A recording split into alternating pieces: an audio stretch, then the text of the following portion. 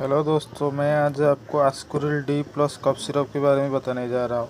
दोस्तों, ये किस कंडीशन में यूज़ किया जाता है, उसको खाने से क्या फ़ायदा होगा, इसका बेनिफिट क्या है, उसी के बारे में मैं आपको बताने जा रहा हूँ। दोस्तों, आस्कोरिल डी कफ सिरप दोस्तों ग्लेनमार्क प्राइवेट लिमिटेड कंपनी का है। दोस्तों, ये किस कंडीशन में यूज़ किया जाता है। दोस्तों आपको बहुत ज़्यादा सर्दी हो गया है, सर्दी की वजह से बहुत ज़्यादा खांसी हो रहा है, आपके गले बैठ गया है, गले में दर्द हो रहा है, आपको सूखा खांसी हो रहा है, सीने में कफ जम गया हो। दोस्तों, आपके खांसी की वजह से बहुत ज़्यादा सांस लेने में दिक्कत होता है, सीने में कफ जम गया हो, आपको खांसी की वजह से गले में दर्द होता है, सीने में दर्द होता है, बहुत ज़्यादा कफ जम गया हो सीने में, इस कंडीशन में आस्कोरिल डी कफ सिरप आप यूज़ कर सकते हैं।